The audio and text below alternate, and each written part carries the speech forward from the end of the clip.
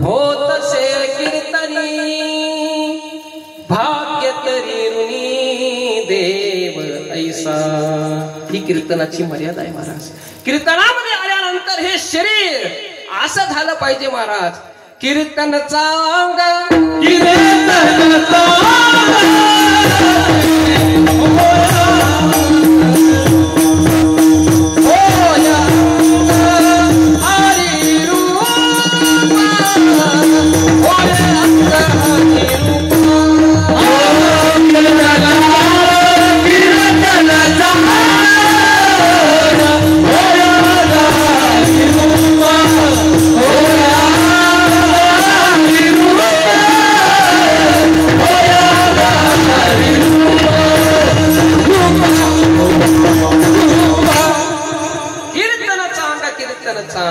होय अंग हरिरूप।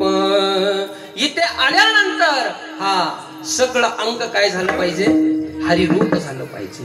सगळं या ठिकाणी देव आला पाहिजे। काय नामदेवरायाचं कीर्तन होतं महाराज, त्याला कीर्तन म्हणतात महाराज। ऐका, त्या कीर्तनामध्ये साक्षात ब्रह्मांडाचा मालक नाचत होता। ठीक नाही, नाचला का नाही? कसा नामदेव कीर्तन करी पुढे देवदाचे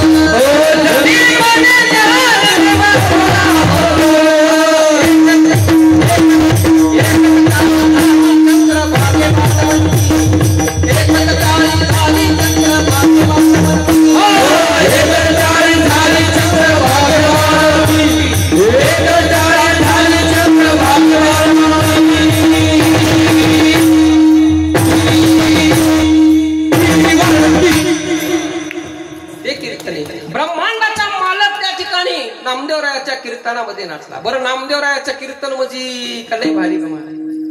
म्हणजे कीर्तन भारी असं नाही, म्हणजे त्यांच्या कीर्तनाला हा साऊंड सिस्टीम होती।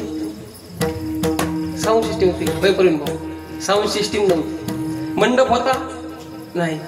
नामदेवरायाला कपडे नीट होते हा नाही महाराज। हा नामदेवरायाने कीर्तन करावं हा काय वर्णन आहे महाराज। सुंब्याचा करदोटा रक्ताचे लंगोटी नाम बालवंती कीर्तन करी। काय होतं महाराज? करदोटा कशाचा?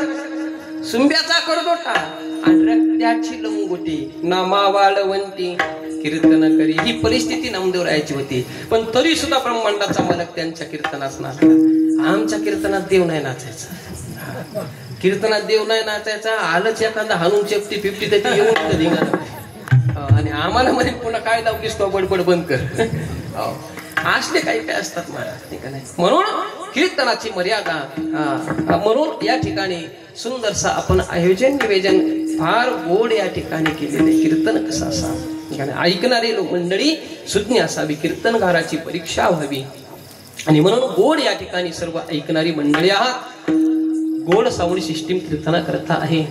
साऊंड सिस्टीम सुद्धा मला वाटतं पुरीन भाऊजीची, वा पुरीन भाऊ काळे यांची गोड असणारी साऊंड सिस्टीम। कारण महाराज हे लय चांगलं लागते। आता जरी आता नामदेवरायाला जरी नसलं लागत, आता आम्हाला लागते नाही, कारण आमचं याच्याशिवाय भागत नाही। घरी परवीन भाऊ जेवायला काय केलं ह्याच्यावर अवलंबून नाही, इथं आल्यानंतर आम्हाला हे भरपूर चांगलं लागतं, ठीक आहे? आणि गोड या ठिकाणी सिस्टीम आहे। सुंदरसा आयोजन निवेदन आहे। जगद्गुरु तुकोबराय साधनेविषयी या ठिकाणी आपली निष्ठा प्रकट करता। आज खरं पाहता सुंदर असा पवित्र दिवस आहे। पवित्र दिवस त्याला काय म्हणायचं? पर्वकाळ आहे, पर्वकाळ। आजचा पर्वकाळ फार मोठा असणारा असा पर्वकाळ आहे, फार मोठा। कारण स्वतः पांडुरंग परमात्मा या ठिकाणी सांगतात, कारण 2 वाऱ्या या ठिकाणी सांगितल्यात महाराज। 2 वाऱ्या, एक कोणती? आषाढी वारी आणि एक कार्तिकी वारी। 2 वाऱ्या आहे। पर्वकाळ फार महत्वाची सांगितली। आषाढी वारी म्हणजे त्या आषाढी वारीला म्हणतात देवशयनी एकादशी. देवशयनी एकादशी आषाढी वारीला. आणि त्या देवशयनी एकादशीला वारी झाल्यानंतर मग भगवंत त्या ठिकाणी काय करतात? आराम करतात. त्या ठिकाणी झोपतात, आरामा करता. देवशयनी एकादशी पासून देव त्या ठिकाणी निजले जातात, झोपले जातात, आराम करा. आपण हे सगळ्या एकच गोष्टी. आणि देव त्या ठिकाणी आराम करत असताना मग आता देवाने केवढं आराम करायचा, कुठपर्यंत आराम करायचा? देवाला जागा केलं पाहिजे, देवाला जागा केलं पाहिजे. मग त्या देवाला जागा करण्याकरता मग आजची एकादशी. आजच्या एकादशीचं नाव काय?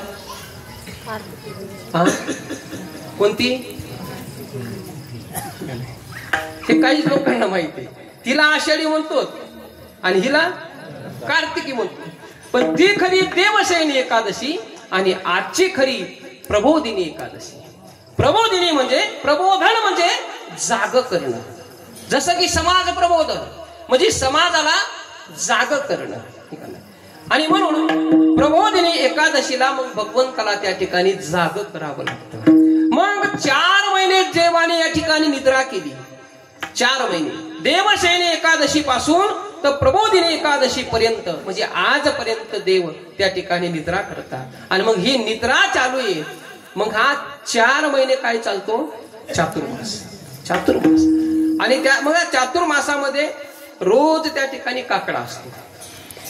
चातुर्मासामध्ये आता कोणी कोणी 4 महिने काकडा करतात. पण आता 4 महिने करणं काहींना शक्य नाही. मग किमान 1 महिना तरी, मग 1 महिना तरी काकडा व्हायलाच पाहिजे.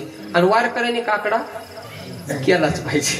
ठीक आहे, वारकऱ्यांनी काकडा केलाच पाहिजे. मग आता तो काकडा करत असताना मग त्याच काकड्याच्या माध्यमातून महाराज तुम्हा आम्हालाही जाग केलं आणि भगवंताला सुद्धा जाग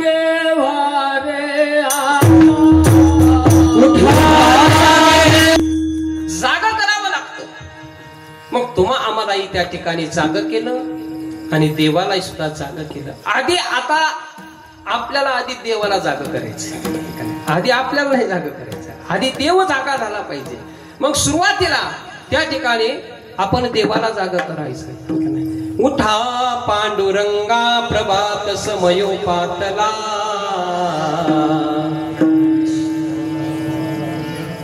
वैष्णवांचा मेला करुण पारितातला, वाळवंटापासून द्वारापर्यंत सुरवराची दाटी उभे जोडोनी हात. देवा उठा, आता उठा. मग देवाला उठवायचं. मग देवाला उठवत असताना आता देवापाशी कोण झाला? कुणी उठवायचं देवाला? मग देवाला उठवण्याकरता मग माझ्या रुक्मिणी मातेची त्या ठिकाणी विनवणी केली. का नाही? रुक्मिणी मातेची विनवणी केली. राई रुक्माबाई तुम्हा येऊ द्या दया, शेज हलवुनी जागे करा देवराया. रुक्माबाई मातेला विनंती केली, माते आता देवाला उठवा. पण कसं उठवा? कसं उठवा? मालकाला कसं उठवायचं हे काकड्यातून शिकायचं. नाही महाराज, काही गोष्टी काकड्याने सगळं शिकवलं महाराज. तुम्हाला एक सांगू का, ज्याला काकडा कळाला ना, किती वाकडा माणूस असू द्या, किती वाकडा असू द्या, ज्याला काकडा कळाला तो माणूस सरळच झाला समजायचा. फक्त काकडा कळाला पाहिजे. कारण काकड्यामध्ये सगळंच महाराज, काकड्याने सगळंच शिकवलं आपल्याला. काहीच काय करायची गरज नाही, फक्त काकडा सगळा कळायला पाहिजे. किती किती जागा केलं काकड्यामध्ये सगळ्या गोष्टी. कारण काकड्यामध्ये सगळ्या गोष्टी सांगितल्यात. वासुदेव आहेत, आंधळे आहेत, पांगळे आहेत, बैरा आहे, मुका आहे, जोगी आहे. सगळ्या गोष्टी नाटाचे अभंग आपल्याला काकड्यात म्हणावे लागतात. सकाळी सकाळी सुरुवातीची मालिका काकड्यामध्ये घ्यावी लागते. सगळं हे घ्यावं लागतं. आणि मग हे सगळं घेतल्यानंतर सगळंच आपल्याला कळत. पण ते कळून घेतलं तर मग कसं उठवायचं आहे का नाही? शेज हलवुनी जागे करा देवराया, आहेत, मालकाला नाही हलवायचं. बा बा बा आता असं हलवित्यात महाराज, मालकाच्या अंगावरचं गोदडच पडून घेते. मालक दिवस किती वर आलाय. तुमच्या इकडे काय पीक कोणतं आहे? मी कोणतंही जास्त, मका जास्त आहे का नाही? आमच्या इकडे सोयाबीन जास्त आहे, कापूस आणि सोयाबीन. तुमच्या इकडे मका आहे का नाही? मकाला काय करायचं? कोळपणी करायची का नाही? वखरणी करायची. उठा लवकर दिवस, पण उठवताना तसं नाही. अशा उठवतात महाराज काही काही तर काय सांगा, पण तसं नाही. उठवत असताना शेज हलवून जागे करा देवराया. मग देवाला जाग करायचं. मग देव जागा झाल्यानंतर आता अनेक प्रमाण देवाला जाग करण्यासाठी या ठिकाणी सांगितले. उठा पांडुरंगा आता दर्शन द्या सकळा. झाला अरुणोदय सरले निद्रेची वेळा. संत साधू मुनी अवघे झाले ते बोला. सोडाचीच सुख आता अवद्या मुख कमला. म्हणजे देवाला जाग करण्याकरता. आणि मग देव जाग झाल्यानंतर मग पुन्हा आपल्याला जाग करावं लागतं हे का नाही? उठा सकळ जन उठले नारायण. आनंदने मुनी जन तिन्ही लोक करा जय जयकारा. वाद्याचा गजर करा जय जयकारा. वाद्याचा करा जय जयकारा.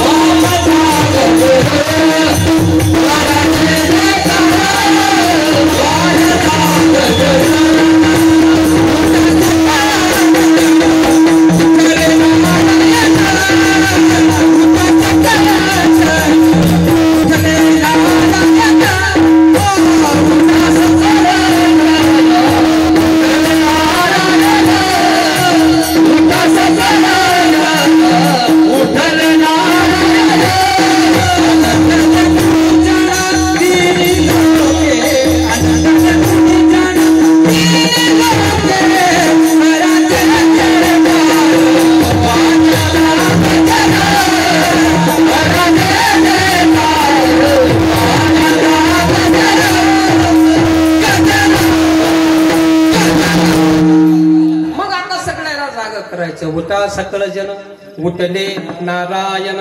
आनंदले मुनिजन तिन्ही लोक करा जय जयकार. वाद्याचा गजर. मग देवालाही जाग करायचं, तुम्हा आम्हाला सुद्धा जाग करायचं. मग या काकड्यामधून संतांनी तुम्हा आम्हाला जाग केलं. महाराज उठा जागे भारी आता. स्मरण करा पंढरीनाथा. भावे चरणी ठेवा माता. चुकवा बेता जन्माच्या धनधारा पुत्रजन. बंधू सोये रे पिसून सर्व मिथ्या हे जाणून. शरणारी गा देवाशी. आपल्या हिताच्या ठिकाणी आपण जाग झालं पाहिजे का नाही? याच्याकरता प्रबोधिनी एकादशी. माणसाला हित कळालं पाहिजे प्रत्येकाने. आणि जो आपल्या हिताच्या ठिकाणी जाग राहतो आपण जाग राहिलंच पाहिजे. अनेक या ठिकाणी कारण महाराज आपल्याला आता हा मनुष्य देह प्राप्त झाला. मनुष्य देह प्राप्त झाला पुन्हा नाही महाराज. शेवटची पाळी एक मनुष्य देह. आता पुन्हा नाही महाराज. बहुता दिसा फेरा आला या नगरा. बहुता दिसा फेरा आला या नगरा. मग आता अनेक दिवसाच्या बाद आपण या ठिकाणी या नगराला आलो. मग इथे आल्यानंतर जगजोगी जगजोगी जाग जाग बोलती. मग इथं आल्यानंतर जागलं पाहिजे असं कोण बोलतात?